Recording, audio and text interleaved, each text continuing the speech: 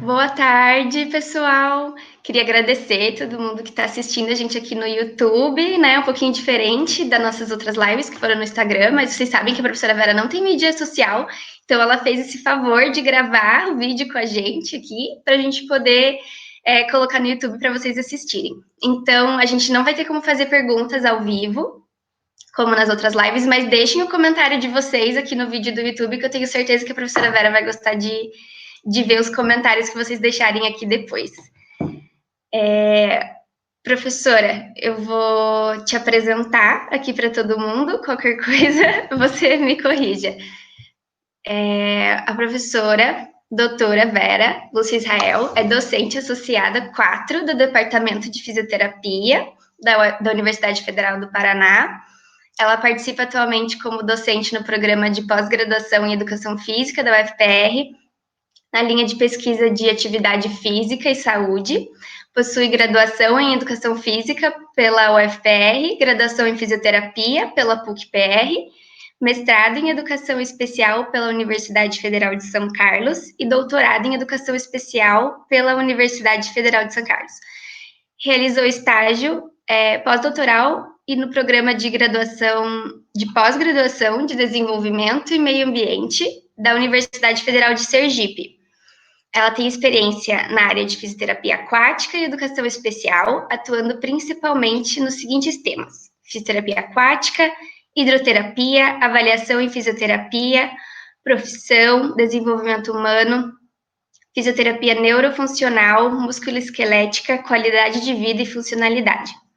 Tem realizado pesquisas envolvendo fisioterapia aquática, hidrotermalismo, saúde e educação da criança e do adolescente. Estimulação precoce na infância, classificação internacional da funcionalidade e saúde humana e fisioterapia aquática na doença de Parkinson. Professora, bem-vinda. Obrigada, Carolina. Quero já dizer da minha gratidão ao CAFIS, nesse momento, por fazer essa intermediação via gravação, e já deixo aqui a mensagem do Salmo 23 para todos que possam estar assistindo, visando que todos, nesse momento tão complexo, tenham muita paz, né? Que o Senhor é o meu pastor, de nada terei falta, e que Ele me leve a repousar e me conduza para águas tranquilas. Muito obrigada. Obrigada, professora. Então, vamos começar com as nossas perguntas, aqui que a gente tem várias perguntas.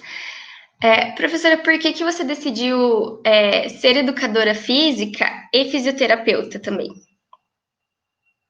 Veja só, hoje em dia, a nomenclatura que os profissionais da educação física usam é esse, né? Profissional da educação física. Quando eu me formei em educação física, a gente saía com a licenciatura, estava sendo decidida a separação do termo licenciatura, que o profissional de educação física não seria só o professor da escola, desde da educação infantil até a universidade, eu tive professores de educação física. E a fisioterapia, na época, era praticamente desconhecida, né? No Paraná, a primeira turma foi aberta no ano 80, tanto na UEL quanto na Universidade Católica, na época, e na Tuiuti também. E eu fui para a educação física porque, na infância, segunda infância, eu comecei a praticar esporte. E aí eu queria ser técnica de handball e trabalhar com a alegria do esporte, movimento. E isso deu também, imagine, isso no final dos anos 70, começo dos 80, eu fiz um teste vocacional e deu atividade ao ar livre à educação física. E uma colega do esporte, mais veterana um pouco, falou assim, eu vou aguardar um pouquinho e vou prestar fisioterapia.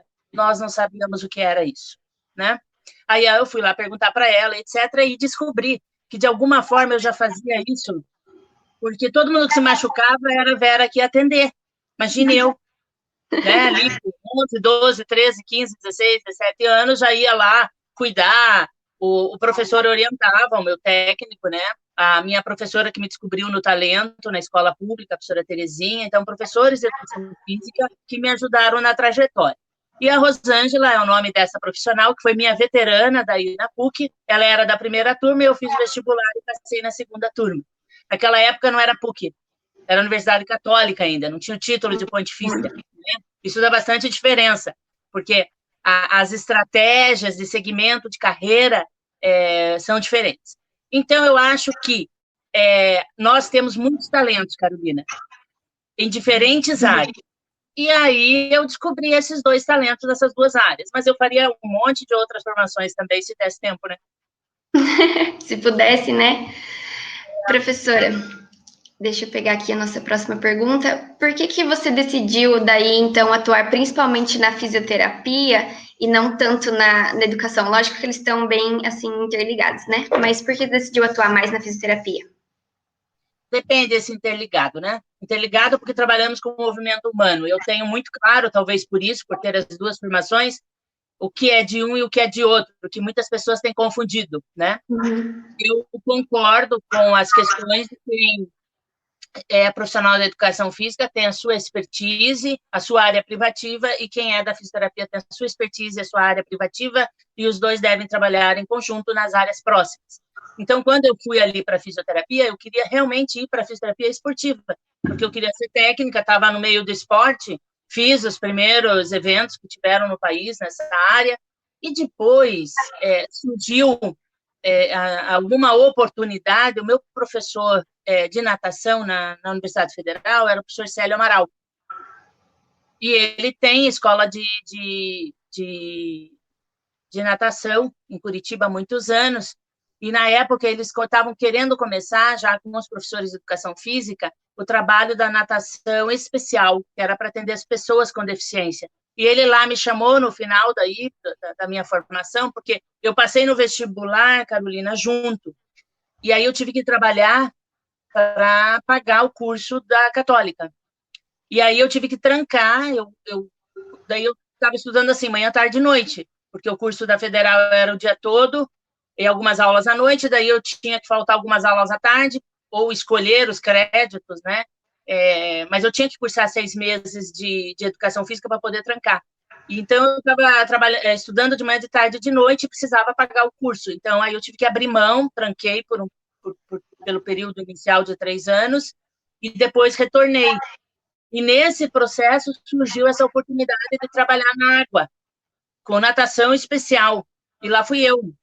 Isso virou uma oportunidade, e por isso que a fisioterapia acabou numa área que, no Brasil, praticamente inexistente, final dos anos 84 para começo de 85, não tinha muito estudo. Os primeiros livros que a gente conseguiu ter traduzidos vinham da Inglaterra, que a professora Skinner tinha feito, se chama, vocês têm lá na biblioteca, vão lá dar uma olhada nesse livro clássico, do fio de exercícios na água, que trata de um método chamado Halo-Wiki na água. Enfim, e aí, juntando a natação, né, com os saberes que eu tinha desenvolvido com o professor Célio Amaral, a questão da pessoa com deficiência, que tinha sido uns primeiros movimentos no ano de 80, 81, em outros lugares um pouco antes e tal, e aí virou natação especial, que ele já tinha, para natação terapêutica, com o olhar da fisioterapia, para depois hidroterapia. Daí eu saí de lá, né, fui fazer a minha clínica e outros trabalhos, e na época, depois de terminar o doutorado, e aí montei a minha clínica, e hoje ela é denominada, desde ali de 2012, 2014, como fisioterapia aquática, abrangendo uma prática integrativa e complementar em saúde. Então, essa é a trajetória, tanto na água, quanto na fisioterapia, e tanto, por que não, a educação física. A educação física é parte das minhas ações. Eu sempre estudei, eu fiz uma especialização nessa área da fisiologia do exercício na Unesp de Rio Claro. Depois eu vim e estou em parceria com alguns professores, inclusive a professora Ana Raquel também está no programa de educação física, com a linha tentando juntar atividade física e saúde. Isso aqui na Federal, né? Uhum. E, professora, por que daí você decidiu ensinar? Olha, me parece que são vários porquês, eu acho que era um pouco de destino, né? Mas, na verdade, em educação física, nós temos a formação didática, porque na fisioterapia nós não temos, nós vamos ser bacharel. E, como eu te disse, lá era licenciatura. E aí, assim que eu me formei em fisioterapia, eu fui convidada, então veja, por que ensinar? Eu fui convidada pela professora Zuleika Coelho Moya Gomes e os gestores da Universidade Católica na época para ser substituta dela.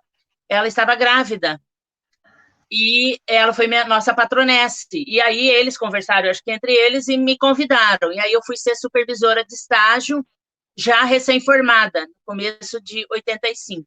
Aí nós éramos em 4 colegas, tinham várias professoras grávidas, tá? Naquela época. E eu entrei, né, para substituir a professora Zuleika já no Pequeno Cotolengo do Paraná, 85, comecinho de 85.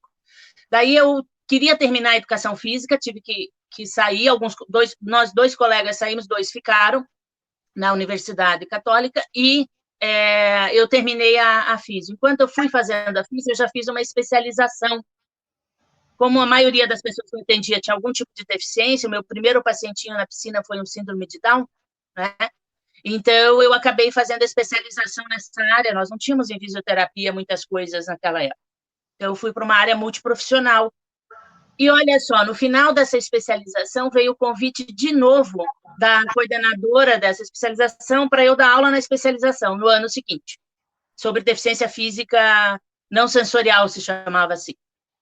E aí, no meio do caminho, eu decidi fazer essa especialização, que era em época de férias, em Rio Claro, estava começando a Unesp, ela não estava nem pronta 100% a universidade lá em Rio Claro, e eu recebi ali, no meio de um feriado, que a gente veio para casa, viu, não tinha o WhatsApp, não tinha a telinha na mão para a gente falar com as pessoas, tá? Então, era difícil achar as pessoas no Brasil. E esse um dos colegas que ficou, ele assumiu a coordenação do curso na Católica, e daí ele falou assim, Vera, me deixaram na mão, a aula começa a semana que vem, você não pode vir dar aula aqui? Aí ele me convidou de novo. Eu tinha o convite para dar aula na pós-graduação, e ele me convidou para continuar na graduação, daí eu retornei, fiquei 20 anos lá, tomando tudo, né? Dando aula na graduação, nas especializações, e depois, no final da minha carreira lá, na pós-graduação de tecnologia em saúde. Então, foi uma construção onde a gente tinha bem outros tipos de desafios, que é diferente de hoje, né? Hoje eu gosto ou não gosto. Não, nós tínhamos que ajudar a construir. E olha só, Carolina, eu vim aqui, gente, para ajudar a construir o curso na Federal, olha que coisa. Então, o curso começou com o nosso grupo na Federal, né? Então, eu acho que a minha missão é essa, Carolina, ser convidada para construir coisas.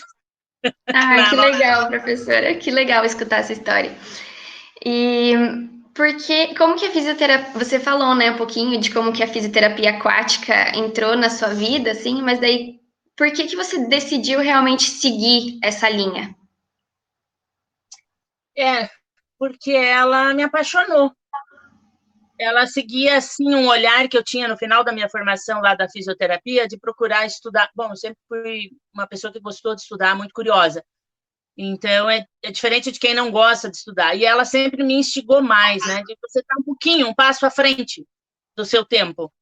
E não tinha nada quase escrito da prática. Eu tive muito pouco numa disciplina chamada Fisioterapia Geral, sobre o que era a hidroterapia na época.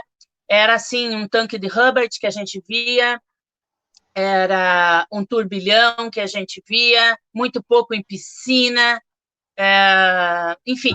E aí, como eu estava dentro da piscina, e o convite que eu tive, meu primeiro trabalho foi para a piscina de natação especial, ali a água caiu na minha vida, né? Eu já gostava de água, caí na piscina do clube, na praia, já gostava de não sair da água, enfim, foi uma série de questões. Eu já fazia talassoterapia desde criança, né?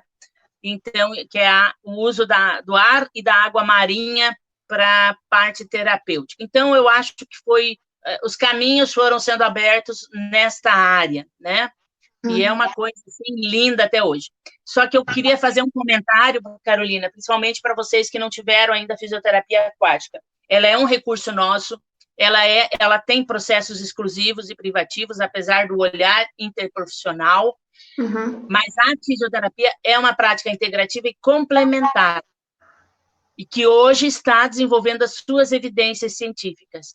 Então, eu trabalho junto com a professora Cibele, não é no currículo de vocês, do outro currículo que era no primeiro período, com a questão do termalismo social e outros olhares. Então, veja que na Universidade Federal, vocês têm o privilégio de poderem fazer 3 disciplinas na área da aquática. Uma que é obrigatória, a outra que são 2 optativas, que trata de vivências em fisioterapia aquática, além, depois do estágio, lógico, para quem for para essa área, e uma que é uma viagem de campo, a única do curso, que é para a gente fazer as vivências das práticas integrativas do termalismo social. E daí a gente vai a campo, nos locais e cidades que tenham práticas. Então, a gente conseguiu ter esse olhar ao longo da minha formação, e é um privilégio. Entre uma coisa e outra, eu sempre fiz prática clínica, eu acho importante os estudantes saberem. Então, claro, hoje é por meio dos estudantes, no estágio, nas vivências aquáticas, que a gente faz o atendimento do paciente. Que, aliás, uma tristeza a pandemia, porque a gente estava em plena função atendendo essas pessoas, e elas estão sem atendimento, eu estou muito preocupada. Mas, enfim, a pandemia fez essas mudanças. Mas, assim, eu pude atender muitos pacientes em outras piscinas, em outros locais, na casa do paciente, porque às vezes tem as banheiras, né, de hidromassagem que você pode usar, o próprio chuveiro, orientar as pessoas, a hidratação para tomar água também é muito importante, faz parte, né, eu pude ter um serviço lá na escola do professor Célio por 20 anos, e depois eu tive o meu serviço, a minha piscina, né?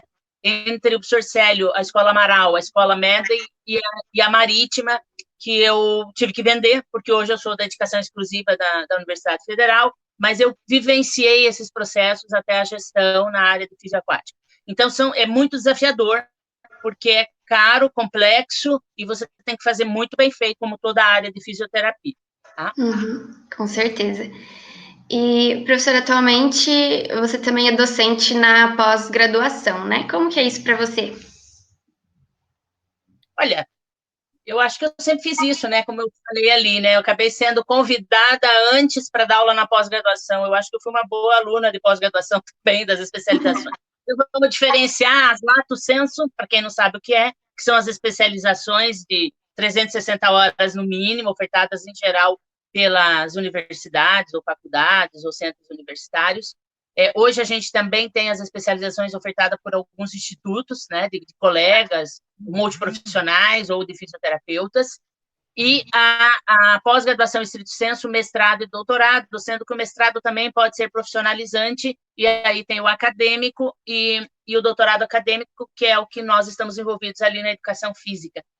E é uma pós-graduação que a gente ajudou também nessa construção, e ela tem uma avaliação muito boa na CAPES, né? De 7, ela é 6, então é muito exigente.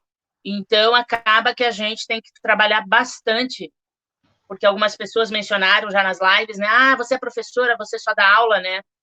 A gente tem trabalhado intensamente, eu já tive nesse período de pandemia, para vocês terem ideia, 2 defesas de doutorado, né? Da Bruna Yamaguchi e da Manuela, depois eu vou falar um pouquinho sobre isso.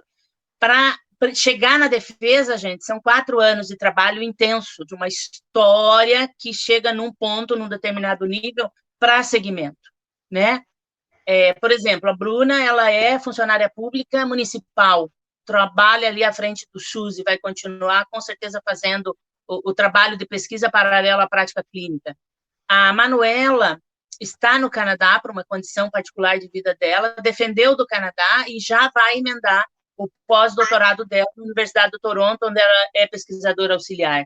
Então, para a gente é um privilégio estar na universidade e estar dentro da pós-graduação, porque daí, depois da graduação, se o aluno tiver a curiosidade, o interesse de avançar para a área da docência e da pesquisa, ele vem a fazer. Eu não tive essa oportunidade, como eu disse. Nós não tínhamos pós-graduação em fisioterapia, porque alguns podem perguntar, mas por que educação especial? Porque não tinha. Quando eu terminei o mestrado de educação especial na Federal de São Carlos, surgiu o mestrado. Quando eu terminei o doutorado em educação especial, surgiu o doutorado em educação especial, que a professora já falou que fez lá, né, a professora Cíntia. Mas, assim, não tinha. Então, muitos de nós temos pós-graduação, mestrado, doutorado em áreas multiprofissionais, o que eu acho ótimo também, porque mistura um pouco os saberes, né? Então, eu acho estar, para mim, e não uma universidade pública, é uma forma de eu retornar o investimento, porque eu fiz meu ensino fundamental na escola pública, fui fazer ensino médio na privada porque ganhei bolsa atleta, porque senão não poderia ter feito. fiz a universidade pública na educação física, fiz o mestrado e doutorado e pós-doutorado na escola. Então, muitas pessoas no pós-doutorado querem sair, que não é um título, é um estágio, querem sair do país, né? Eu quis ir para o Nordeste pegar sol. Cada um vai para onde pode, quer, né? Onde quer se aprofundar, né? Então, eu fui lá e fiz um estudo de hidrotermalismo, foi bem bacana. Ai, que legal. Professora, você sabe, assim, mais ou menos quantos mestres e doutores você já orientou em toda a sua carreira? Olha, essa pergunta, gente, vocês fizeram eu ter que voltar e fazer uma consulta, viu? Não lembrava. Eu acho que uma das coisas que complementa essa questão de estar na graduação e na pós-graduação é que você pode contribuir depois como estudante de pós-graduação e como professor, no meu caso, professora, você pode construir para fortalecer a tríade de prática baseada em evidência, né? O tal do ensino, pesquisa e extensão com a evidência.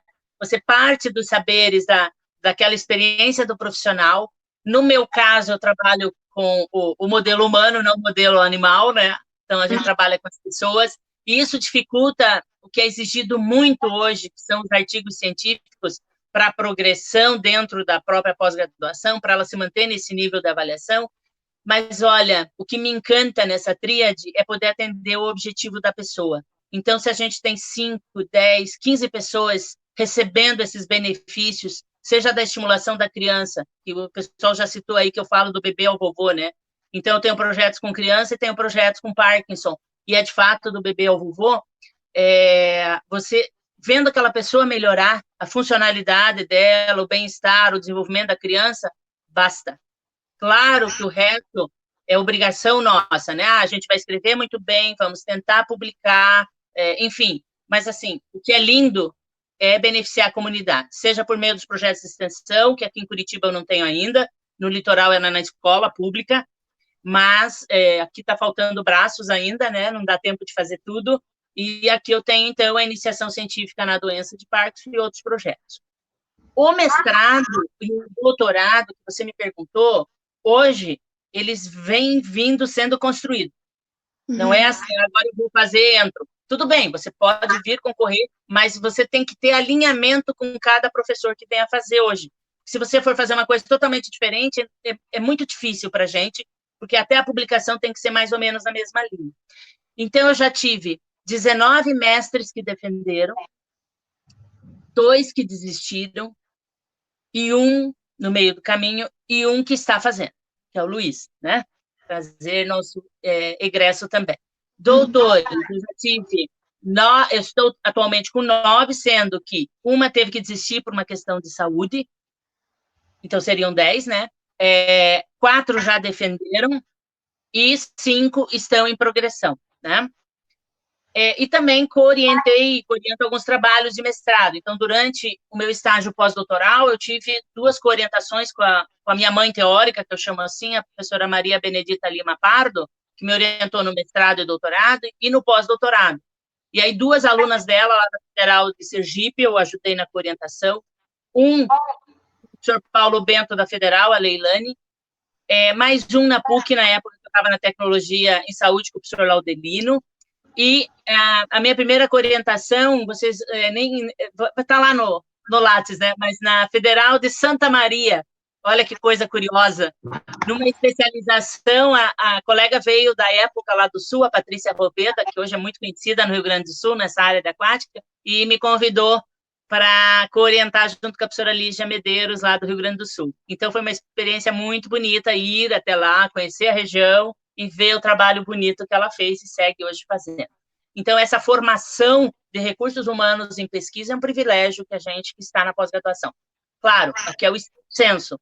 Eu não falei dos que vocês perguntaram, né? Porque se você olhar lá o currículo para os lato senso, já perdi as contas mesmo, daí vai ser muita gente, tá? Tudo bem, professor. É legal escutar esses números, assim, só para a gente ter uma noção. E, na sua opinião, qual que é a principal interface entre a fisioterapia aquática e a fisioterapia neurofuncional? Isso. Bom, tem um viés aqui, tá? Quando eu entrei na Federal, eu assumi a neuroinfantil. E, inclusive, é neuroadulto, porque até os professores chegarem lá, né, eu tinha que meio que falar tudo lá no litoral. Mas depois vieram os expertises, os experts nessa área, e eu acabei ficando na neuroinfantil até o ano passado, e agora a neuroinfantil está com a professora Silvia Pavão, a 1 e a 2. Então, o desenvolvimento típico da criança e do adolescente e o desenvolvimento especial da criança e do adolescente.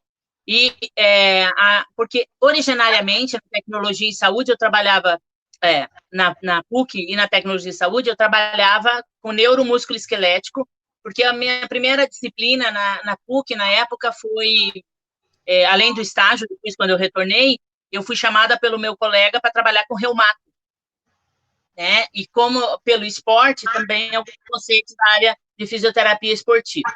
Mas, enfim, a neuro, eu não acrescentaria só a neuro, eu diria assim, o sistema cardiovascular respiratório é influenciado na piscina. O Luiz vai provar isso agora, né, nos pacientes com Parkinson. O músculo esquelético é influenciado na piscina, os pacientes com dor, em especial.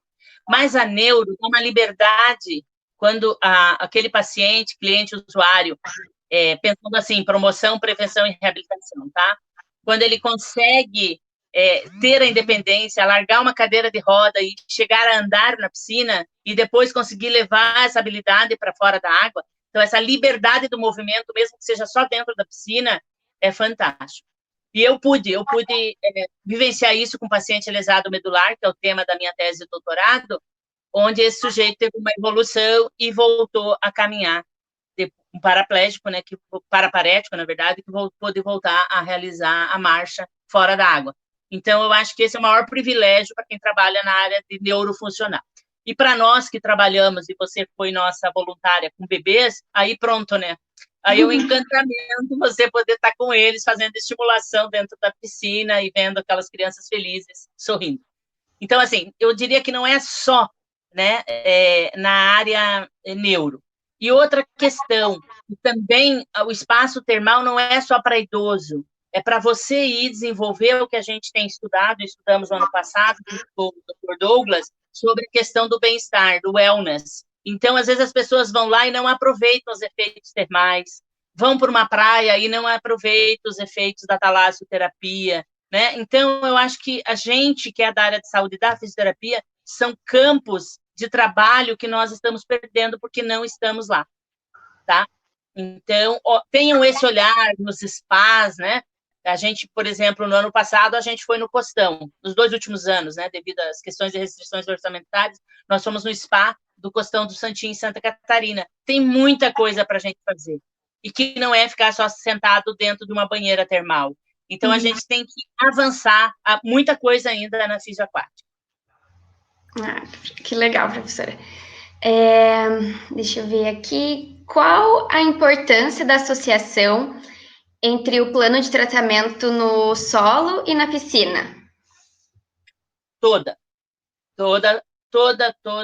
a questão da complementação do recurso aquático quando indicado, então tem as indicações maiores e possíveis, porque daí tem as contraindicações relativas e absolutas.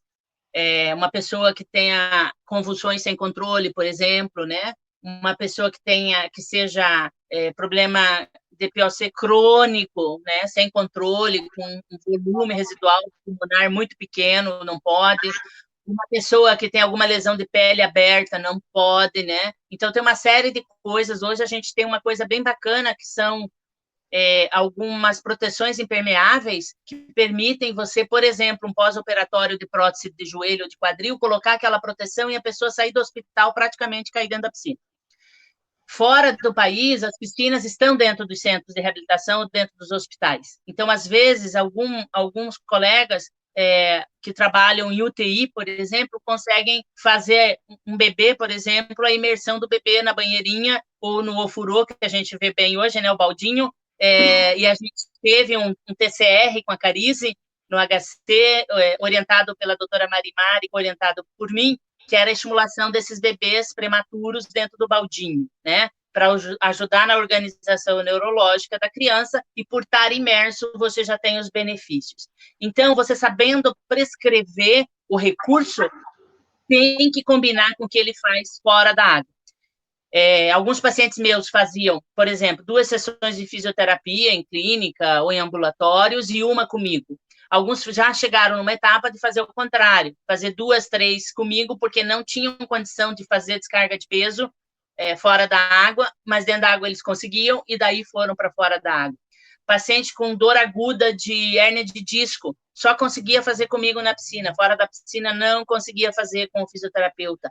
Então, a conversa com a equipe profissional que atende dor é um caso multidimensional, né? Que atende o paciente fora, com o médico, com o fisioterapeuta, enfim, com todas as pessoas e outras profissões, psicólogo, né? Uma dor crônica, por exemplo, às vezes a pessoa precisa de apoio psicológico. E vocês podem vivenciar esse olhar biopsicossocial que a gente fala nas aulas e nos estágios, por exemplo, nas parcerias com a doutora Mariana Freitas, que é egressa também nossa, na Unidade de Saúde do Vitor Pardinho, e mesmo no estágio no Hospital de Reabilitação. Vamos esperar que retorne isso, né? Mas, assim, temos que fazer isso, uma coisa chamada assim, gente, planejar o processo fisioterapêutico, independe do recurso. Legal. E, professora, você falou aí um pouquinho de como é essa parte, né? Fora do país, as piscinas já estão dentro dos centros de reabilitação. Você já viajou para vários países, né? E apresentando trabalhos e participando de congressos. E quais foram as melhores experiências que você já vivenciou nessas viagens? Olha, é o mundo, né? Hoje vocês têm a oportunidade de ter o mundo na ponta dos dedos, né? Numa imagem, num curso, num simpósio, tem programas na TV, na internet. Nós não tínhamos isso no começo. Então, quando a gente saiu, teve a oportunidade de sair do país, primeiro que ele chamava a gente de louco, porque era muito caro, a gente mal tinha o básico do inglês, o inglês da escola pública, não sei como está hoje, mas na nossa época era muito fraco. A gente aprendia a contar, dizer o nome, perguntas básicas. E foi com esse inglês que eu fui para Londres, num congresso de fisioterapia, no começo dos anos 90, depois de já ter feito alguns nacionais, entre 85 e 90, eu quis fazer uma experiência fora e ver como é que era a nossa área. Naquela época, o Mundial de Fisioterapia era de 4 em 4 anos. E eu vou nesse Mundial regularmente desde 1991. E lá, olha, gente, eu pude conhecer, é um local de fazer compartilhamento do conhecimento, de informações, de práticas clínicas. Então, tem que ir, tem que ter isso como meta, de sair do país. Não precisa ser o mundial, pode ser na área que você mais gostar. Eu quero fazer sobre intervenção precoce em crianças. Meu inglês é ruim, vou para Portugal, vou para onde é que fala em português, né? Até na Ásia fala em português, então depende, espanhol a gente entende. Mas, assim, eu acho que hoje o inglês tem que ser falado, o básico pelo menos tem que falar. E essa experiência foi linda. Então, começou em Londres, onde eles têm um cuidado tão grande, porque era tão complicado chegar lá no London College, que eles tinham que... eles faziam uma marcação do ponto do metrô até chegar lá, porque era assim, era um labirinto para chegar naquele local, e eram uns poucos ainda naquela época.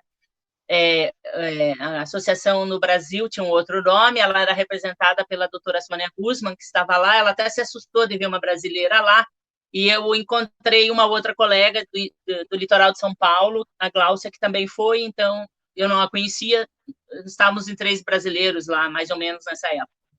Hoje em dia as pessoas vão, agora, infelizmente, alguns vão, colocam o trabalho lá e não apresentam, sabe, Carolina? Então, isso é triste também. As pessoas irem, postarem o seu trabalho lá e não ficam para conversar com as pessoas, porque querem ir passear. Eu acho que se você faz um investimento desse tamanho, que não é barato, é para você estudar. Você não precisa fazer o congresso inteiro, você, eu não vou conhecer. Mas vá fazer o que é para fazer e apresente o seu trabalho, né? Então, com isso, eu tive a oportunidade, de fato, de ir a muitos locais na Europa, Itália, França, na Ásia, o Japão, China, Singapura, no Oriente Médio, eu fui a Israel, um sonho de infância, né? Meu sobrenome é Israel, e eles perguntaram, ao chegar no aeroporto, Israel em Israel, que interessante, porque a gente é tratado por sobrenome, né? Pude ir ao Egito, pude ir à África do Sul, pude ir aos Estados Unidos, ao Uruguai, em eventos sempre. No Uruguai eu fui com uma egressa hoje, né? Na época era estudante, o trabalho dela do litoral foi aceito e ela foi e teve ajuda até a divisa, depois foi feita uma vaquinha para ela poder chegar no evento lá no Uruguai. Então, sempre as pessoas dão um jeito, vendendo seus docinhos, seus salgadinhos, não há restrição, não, eu não sou rico, não posso fazer. Pode sim, regace a manga e vamos em frente. Então, eu te digo, hoje, quer dizer, há muito tempo, primeiro é muito bom partilhar os conhecimentos da área. Você vê que, às vezes, você é mais valorizado fora do país do que no país. Eu pude estar num congresso multiprofissional, no congresso em Paris, ajudando a coordenar uma mesa de encerramento do evento, né? Mas as pessoas no Brasil não sabem disso. Eu não fico falando isso, estou falando aqui porque vocês são meus estudantes, né? Então, às vezes, você tem uma valorização maior fora do país, porque é um hábito cultural nosso, tudo que vem de fora é melhor. Então, a gente tem que repensar isso também, né? Mas a alegria é de viver essa cultura no mundo. Então, viajar é preciso. E essa pandemia está travando a gente, né, Carol? Deve estar sendo difícil para você, né, professora, ficar assim, sem viajar, sem nem poder sair de casa às vezes. Foram mais 6, 7 viagens perdidas, né? Previstas de trabalho a serem levados, e vocês podem assistir um agora que vai ser totalmente free e online sobre Parkinson, que era da Filadélfia. Nós temos 2 trabalhos lá, um em parceria com a professora Ana Paula da PUC, dentro do nosso grupo Repark, e outro meu e da Bruna. Vão ter 2 posters, a gente não vai poder apresentar, né? Vai ficar lá disponível, mas todo mundo pode assistir, é só se inscrever no site do Movement Disorder Society. Se precisar, depois eu mando. É free e é internacional. Daí já vai praticando o ouvido, pelo menos. E a gente pode colocar o link aqui na descrição do vídeo do YouTube, então, quando a professora me mandar. Daí, assim, quando a gente for postar, eu coloco lá para quem tiver interesse, pode participar daí. E, professora, conta um pouquinho para a gente sobre os projetos que você está desenvolvendo atualmente na Federal. Tá, a gente tem quanto tempo já de gravação? Já, acho que, contar que a gente atrasou um pouquinho, acho que já está em quase 40 minutos, mas pode falar, não tem problema. Vou falar, mas já... Então eu vou deixar o PAD, que é o Alegria em Movimento, para falar na próxima pergunta, na pergunta 11. Tá. Não vou falar do Alegria em Movimento agora. Eu tenho projetos, vamos lá, da graduação, de monitorias. Todos esses projetos têm algum produto final. Você vai aprender a iniciação à docência, o PID, né? Projeto de iniciação à docência, em fisioterapia aquática, em todas elas, né? Quem faz faz nas 3, em geral, e em panoramas de fisioterapia. Eu tinha também Neuro 1 e Neuro 2, com a criança e o adolescente, mas agora está com a professora Sil. Então, esse ano a gente não abriu ainda, não saiu para fisioterapia aquática, estaríamos começando agora em agosto, né, com vocês, no 4º período, e panoramas eu tenho esse ano a Débora, a Cláudia, a Gabriela e a Thaís. Estão esperando também a gente voltar, elas estavam fazendo o planejamento dos calouros, infelizmente estamos em stand-by. Então, projeto de monitoria. Projeto de voluntariado acadêmico, ou eu proponho, ou os estudantes propõem. Então, em 2018, a gente está com o grupo, a turma 2018, a gente está com o grupo da Emily, da Ana e da Rúbia, fazendo resumos e um artigo sobre metodologias ativas na graduação em fisioterapia neuroinfantil, um relato de experiência no processo de ensino-aprendizagem. Porque eu trabalho com aprendizagem por projetos e outras metodologias ativas dentro, e eu as convidei para relatar a minha última passagem de docente neuroinfantil. Então, a vivência delas no CEMEIS. Está sendo muito bonito acompanhá-las nesse processo. Não sei se elas vão estar assistindo depois, espero que elas comentem sobre ele.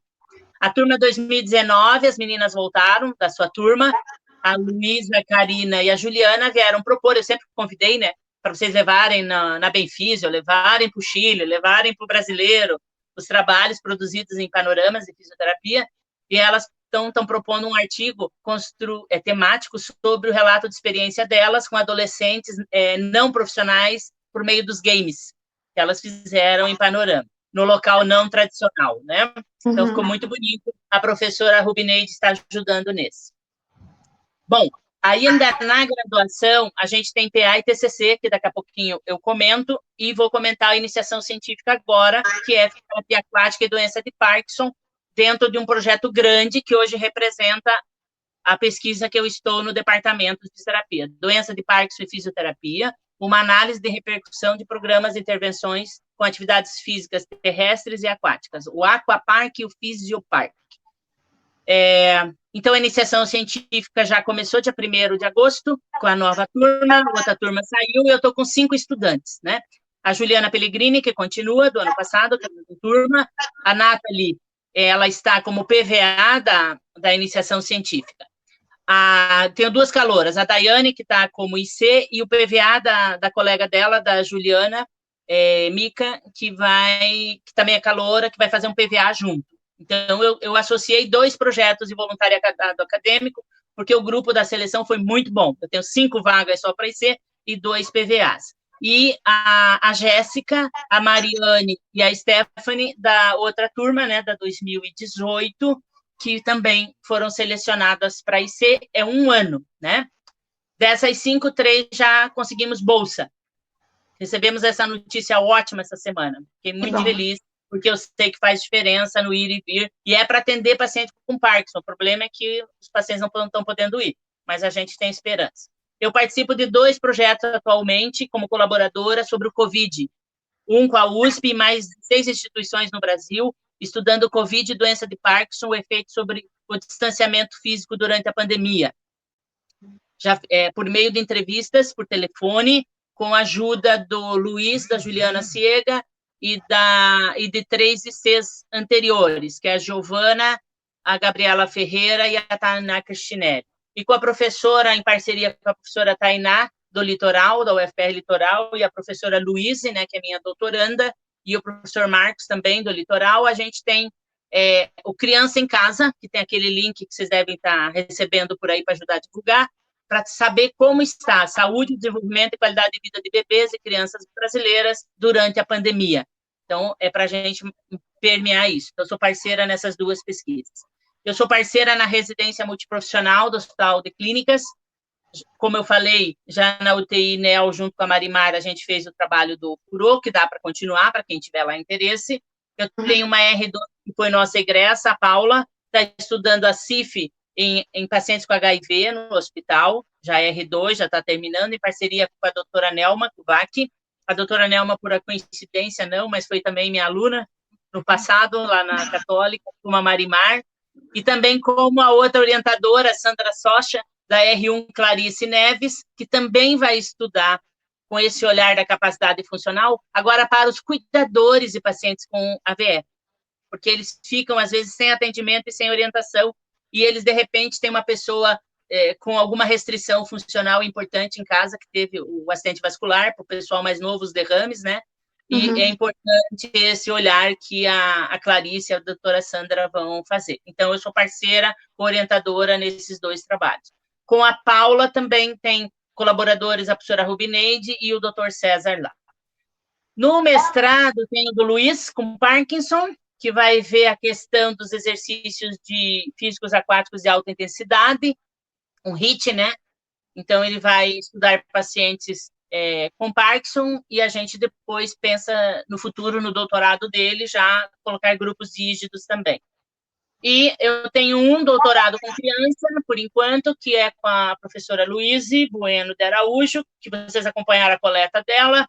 Ela vai estar terminando a escrita da tese, tem os artigos publicados, e defende até o final do ano. No crianças, eu tenho 2 PAs vinculados, que é o PA5 da Beatriz, Débora, Jéssica, Mariane e Stephanie, com os bebês nadadores. Elas vão validar a escalinha, a AFAS Baby, e o trabalho de conclusão de curso do Antônio da Tayala, que olha que é interessante. Um braço do projeto é junto com a professora Arlete, aquele projeto que a professora Arlete falou que tem no HC. E daí, lá no CENEP, eles vão até lá no ambulatório, foram, né, já coletaram o Antônio Tayala. E a doutora Larissa fazia mediação lá, e eles pegam da onde essa criança sai do hospital e vai para a rede de ensino. Então, pegava as crianças com essa informação para mapeamento, para o geoprocessamento. É o mapeamento de onde essas crianças estão, na rede. E o outro, eles iam para os CMEs e faziam a avaliação das crianças. Então, são 2 braços do projeto de TCC que eles estão escrevendo para defender começo do ano que vem. Mapeamento e avaliação de crianças. Aí tem todos os doutorados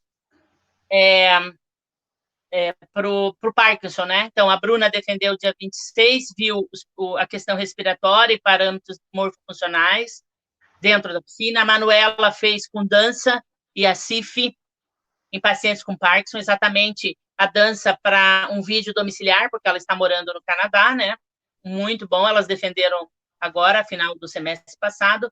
A de Elise, que foi nossa professora substituta e minha mestranda já na PUC, trabalha com a marcha, funcionalidade e controle de postura em pacientes com Parkinson, fez uma parceria com a Juliana Sega, que trabalha no mestrado, trabalhou a força e no doutorado vai dar continuidade, e temos o Adriano trabalhando com a dupla tarefa em doença de Parkinson. E ainda uma candidata da educação física, Carolina, que vai prestar agora, ela está acompanhando o grupo, e vai validar uma escala de habilidade motora na hidroginástica, porque ela é profissional da educação física. Então, olha, TCCs, ICs, monitorias, PVAs, todos vocês podem participar e começarem uma trajetória. Obrigada, olha, acho que fui demais. Não, professora, tudo bem. E conta pra gente, então, agora sobre o Alegria em Movimento. Então, Alegria em Movimento, hoje ele é um nome fantasia, eu digo, do nosso grupo que está comigo, do nosso grupo que é o único no departamento, né? Fisioterapia, o FPR, é o nome do grupo cadastrado, registrado no CNPq e coordenado pela professora Ana Raquel e pela professora Thalita Zotes, coordenação e vice-coordenação. Todas nós docentes participamos. Eu estou na linha neuromuscular, né? E aí, para denominar, as meninas começaram a usar, assim, formalmente, que estão comigo há anos, né? A professora Tainá e a Luísa e a Bruna começaram a usar o Alegria em Movimento, aí ficou o nosso nome de grupo de pesquisa, do subgrupo, né? Nome. Mas, na verdade, o nome Projeto Alegria em Movimento foi uma oportunidade, um olhar pedagógico diferenciado do setor litoral para o meu projeto de ação docente. Eu nunca quis fazer uma fisioterapia só para um tipo de problema. Eu acho que a gente pode abrir para que as pessoas venham estudar várias coisas, eu fazer ações de extensão para a comunidade, enfim. Para você ter uma ideia, o nosso projeto de extensão que eu tinha no litoral, de psicomotricidade, ele ia para os centros de educação infantil, ele ia em Matinhos, ele ia para a Pai de Morretes e ele ia para o asilo em Paranaguá, o Semeando Arte. Então, a parte de psicomotricidade, a gente fazia esse percurso no litoral. Então, o projeto de ação docente da professora Vera é denominado Alegria em Movimento, né? E aí ele tem uma série de braços, hoje é o braço também da pesquisa. Legal. E, professora, qual o caminho que deve seguir o aluno que queira fazer parte de um dos seus projetos? Bom, você pode me ajudar a relatar isso, né, Carolina? A gente conversou mais cedo, mas assim, como todas as professoras disseram, gostar muito dos temas que nós estudamos, vir conversar com a gente para ver se o que você também está pensando pode ser interessante para a gente participar. E existe um certo estigma em relação à minha pessoa, né, que eu sou muito séria, mas não tem problema, é só para você sair o melhor profissional. Então, na verdade, as exigências que a professora Vera faz é para você desenvolver o melhor do seu potencial. Então, pode vir conversar comigo, converse com os colegas que estão fazendo para ver se gostam ou não gostam, quais são os tipos de desafios, porque às vezes as pessoas falando entre os pares ficam mais confortáveis, mas não tem um problema nenhum. Pra você ter uma ideia, eu não sei quantos dos projetos de C tem alunos calouros, eu tenho 2. Sim. Então, é só vir com coragem e interesse. Eu acho que esse você não tem que ter todos os saberes, você tem que ser interessado, curioso. Os saberes você vai desenvolvendo ao longo do tempo. Eu era caloura, né, quando eu participei também do projeto com a professora, e como a gente conversou antes, eu te abordei no estacionamento da faculdade, né, professora? Então, eu demonstrei esse interesse e você me acolheu aí, eu sou muito grata por participar desse projeto. E, professora, a gente recebeu uma perguntinha aqui pelo Instagram, né, quando a gente abriu a caixinha, foi perguntado assim: qual curso de pós-graduação, lato sensu, em fisioterapia aquática você indica para um aluno que queira se engajar nessa área? Então, eu fiquei pensando nessa questão, eu ia até nominar alguns lugares, mas não acho conveniente, porque é uma coisa que fica gravada em YouTube e no Instagram, e eu não quero defender o A, o B ou o C, entendeu? eu sei que teve. Eu trabalhei em algumas pós-graduações vinculadas a universidades ou faculdades, no interior de São Paulo, no interior do Paraná, em Curitiba, em Santa Catarina, e alguns institutos que ofereciam isso e oferecem hoje também. E cursos, às vezes, não é em fisioaquática, ele é, por exemplo, em saúde da mulher, e eu ministrei o módulo de fisioaquática. Aí também você pode ter uma formação mais multi. Agora, existem no Brasil alguns específicos em fisioaquática, tá? Mas eu prefiro que as pessoas se informem no site da Associação Brasileira de Fisioterapia Aquática, ou me mandem depois no e-mail da universidade uma pergunta, ou por meio de vocês, e daí eu respondo para vocês no particular. Porque eu não gostaria de defender, esse aqui. Agora, tem um diferencial que eu gostaria de fazer. Uma coisa é eu fazer uma pós-graduação que é reconhecida, bonitinho, tá? O lato sensu mesmo na área, e teve algumas lives agora que o pessoal falou que lá em São Paulo tem, nas públicas, né? Então, deem uma olhada nisso. E tem, infelizmente, eu acho que em alguns momentos a gente tem que cuidar só com a formação específica nos métodos, que algumas pessoas estão cobrando muito caro. Então, aí se informem bem na Associação Brasileira de Fisioaquática, porque, por exemplo, vou fazer um curso do método Watson e ele não é reconhecido, e daí a pessoa não vai, digamos assim, ter o reconhecimento que ela gostaria, ou do método Bader-Hagaz, ou do Aichi, né? Eu tive a oportunidade de fazer, na época não tinha tantas regras, né? E eu fiz durante o meu doutorado todas essas formações, e para mim enriqueceu bastante, mas eu não acho, tendo na graduação o básico, para você ser um fisioterapeuta generalista já é suficiente. Se você realmente quer ser um especialista da área, eu acho que esse caminho é bom. Tanto uma especialização lato sensu, como progressivamente ao longo da vida, não precisa fazer tudo ao mesmo tempo, as formações mais especializadas. Você vê que eu fiz Hoje é dia 7, né? Uhum. Dia 11 eu completo 20 anos de doutora. Se eu fiz as formações específicas na época do doutorado, eu já tinha 16 anos de prática clínica para ir fazer. Tá? Então, eu tenho 36 anos de formada. Então, só cuidem aonde fazer. Então, daí, na dúvida, vem me perguntar depois, professor, olha, eu achei esse interessante, aí eu reforço ou não, tá bom? Entendi. Parabéns, professora, pelos 20 anos aí de doutora.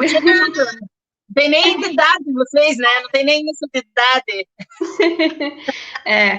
E professora, durante a nossa jornada acadêmica, que esse ano vai ser online, né, pela primeira vez, tá? As inscrições vão abrir agora no final desse mês. Você vai lançar um livro. Conta pra gente um pouquinho sobre isso.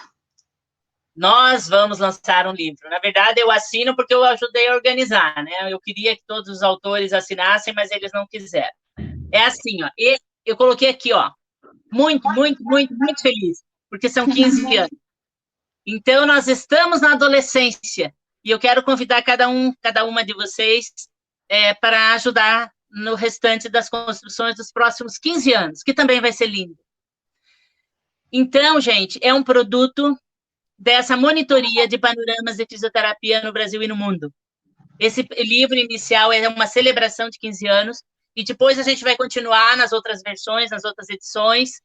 Agora ele vai sair mais como um relato de experiência dessas pessoas, mas depois ele vai ter um formato de livro-texto para a nossa disciplina de panoramas nas próximas edições, com convidados por capítulos. Acho que vai ficar bastante bonito a gente ter um livro-produto para fisioterapia. Então, como eu já escrevi alguns livros na área de neuroinfantil nesse caminho, organizei outros durante o meu pós-doutorado, então eu achei que a gente tinha que fazer isso. É um trabalho de mais ou menos 15 anos, mas nos últimos 2 anos a gente está escrevendo.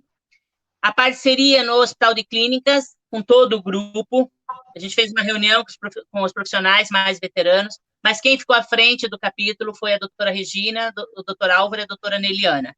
No terceiro capítulo do livro, eles falam da parceria e das formas com o curso de fisioterapia, tanto em aulas quanto práticas, na habilidades que vocês vão para lá, quanto nos estágios, e em especial nas residências que a gente ajudou na construção também. No capítulo 2, nós temos o relato do curso no setor de biológicas, né? E dá tempo ainda, se você conseguir, Carolina, uma fotinho de cada turma, eu consigo inserir ainda que ele está na diagramação de cada turma. Tá bom. Mas só se chegar até semana que vem, senão eu não consigo mais. A Nicole Almeida, que é acadêmica, está no estágio, e fez um intercâmbio, ela me ajudou nesse capítulo, porque foi minha monitora. E no capítulo 1 vem o registro do começo do curso no setor litoral, com a egressa, a doutora Soraya Kopp, que hoje é fisioterapeuta da Saúde Pública Municipal aqui de Fazenda Rio Grande, e ela não quis tirar foto nenhuma, texto nenhum, ela deixou tudo lá, ela disse, eu fiz com muito carinho, então vai ser um capítulo um pouquinho maior, porque ela tinha esse olhar, e no portfólio dela ela colocou isso. Então está ficando maravilhoso. Mas eu gostaria de agradecer ainda os colaboradores voluntários. Nós não conseguimos financiamento no setor ou na editora, então eu tive a minha eterna diplomata do litoral, a Lília Urquiza, que é bibliotecária, hoje está lá em Pontal, então eu agradeço muito, ela fez essa revisão técnica, nos ajudou a parte da biblioteca no setor, e a Daniele Chapo, que está fazendo voluntariamente a diagramação, uma arquiteta, né? Enfim, essas pessoas fizeram acontecer e eu vou só cobrando, enchendo o saco e vai sair. Mas ele vai sair como forma de e-book, tá? Também online, né? Esse ano tudo. Eu queria só lembrar o seguinte, os alunos novos que não sabem, eu acho que eu até mandei para vocês. Dia 13/10 é o dia do fisioterapeuta no Brasil. E dia 8 de setembro é o dia do fisioterapeuta mundial. Então, vamos celebrar. Vamos celebrar. Dia 13/10, inclusive, é o nosso primeiro dia de jornada, né? A gente escolheu essa data justamente por causa disso, né, professora? Que a gente ia estar comemorando 15 anos de curso no dia do fisioterapeuta.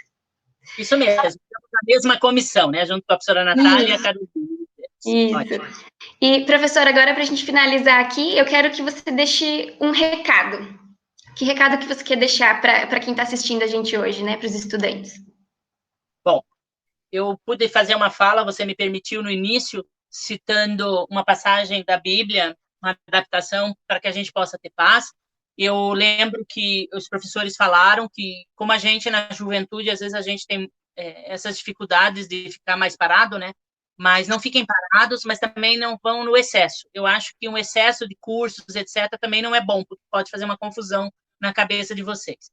Então, eu já sugiro momentos de silêncio, com todos esses cuidados, de ficar em casa, etc., né? O CAFIS, a gratidão. E a gente, na piscina, a gente agradece o espaço do aprendizado assim, né? Como na yoga, né? O namastê, né? Porque ele veio dessas técnicas orientais, né? Então, a gente agradece o espaço assim. Mas eu aí agradeço você que me entrevistou, em especial nominando a Rafaela, toda a equipe do CAFIS, que é um projeto realmente muito lindo. Então, muito obrigada. E segundo, nos momentos de silêncio, dei o seguinte pensamento aqui para vocês. Semeiem o bem e que seus olhos continuem brilhando com esta bela profissão, a fisioterapia. E, por último, tentem cultivar a alegria aqui dentro, pois, afinal, o Pequeno Príncipe já nos dizia que se só pode ver bem quando for com o coração, porque o essencial é invisível aos olhos. E agradecendo o espaço, eu desejo que vocês sejam muito felizes e que cheguem bem para nós daqui uns dias, tá bom? Obrigada, professora. Foi muito boa a nossa conversa, eu adorei. E só tenho a agradecer mesmo. Muito, muito obrigada. Adorei essa passagem do livro que a professora leu. E acho que é isso. Tomara que a gente se reencontre logo. Isso aí. Tchau, tchau, professora. Obrigada. Tchau.